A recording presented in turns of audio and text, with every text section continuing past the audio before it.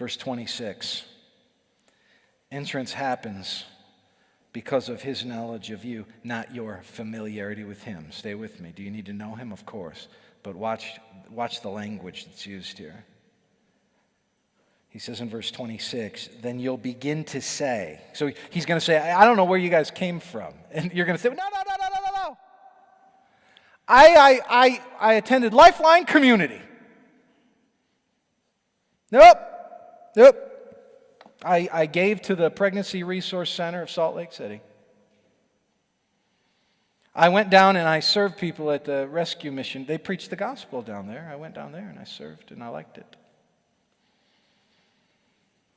He says, you'll begin to say, we ate and drank in your presence, and you taught in our streets. What do you mean don't know where we're from?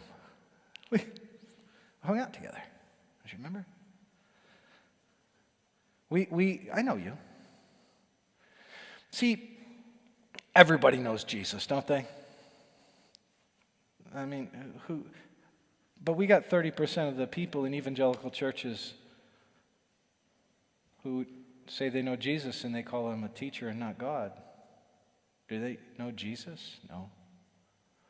They have familiarity with the term and a construct that's false about a historical figure.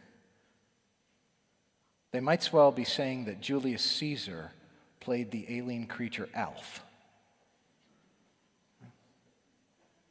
I mean, really, they're just saying something that's not just a little wrong. Bryan has brown hair instead of blonde hair. No. They're saying Bryan is a 645-pound sumo wrestler who's 6'9". I'm not. Just to clear that up. They're misidentifying him at the core of who he is. If he's God, he ain't like you. And he isn't like me. He's completely different, and he's not just a teacher. He teaches, but he's a lot more than that. He's a doorkeeper for eternal life. And here, they say, and he says, but I don't know you. I don't know you. So in John 10:14, I'm the good shepherd. I know my own, and my own know me. My sheep hear my voice. I know them, and they follow me. Beware of knowledge. Think about the word knowledge for a second. You can know something like you know the population of Salt Lake City. That's an informational fact. Nobody goes, my life was transformed. When did it get transformed? I discovered the population of Salt Lake City, and I've never been the same. No, that's not a knowledge that changes. It's a knowledge of a fact. That's information. You pull that in.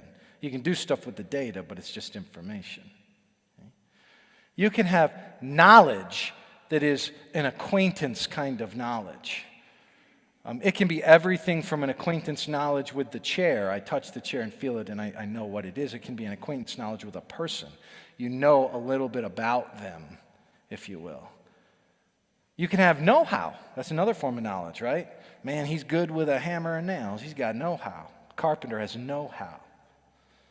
A surgeon has know-how. We're thankful that they have know-how in that way. The fact that you know how to use a saw doesn't mean that now your life is transformed and changed forever. You'll be able to provide for your family maybe because of it. It has value, but it's a different kind of knowledge. See, just saying you know something doesn't suffice unless we talk about what knowledge constitutes. And yet, what's the one place you get described for you in the Bible? The only place you get defined eternal life in the Bible. Did you know that? There's only one verse in the whole Bible that gives it for you.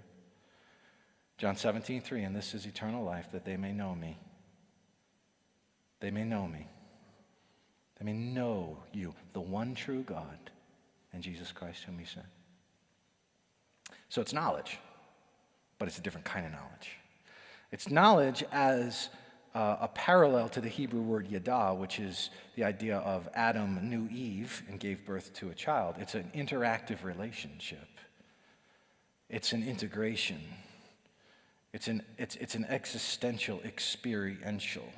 There's a difference even between touching the chair and sitting in the chair. Those are different kinds of knowledge. You learn what the chair is for. You learn what the chair is for and what the chair is able to do. by entering into the interactive relationship with the chair. The same with people, and even greater with the Lord. These people knew of him, knew about him, had acquaintance with him, but they did not know him. They did not know him. In Jeremiah chapter 2, verse 8, there's this verse that basically talks about the priests and who brought the law to the people. And then it says, they brought the law to the people, but they did not know me.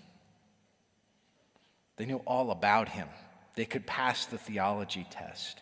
They would leave the seminary with a 4.0, but they didn't know him. They didn't know him. Jesus here is pointing out that if you really know him, it's because he knows you. And he knows, can we just say it this way?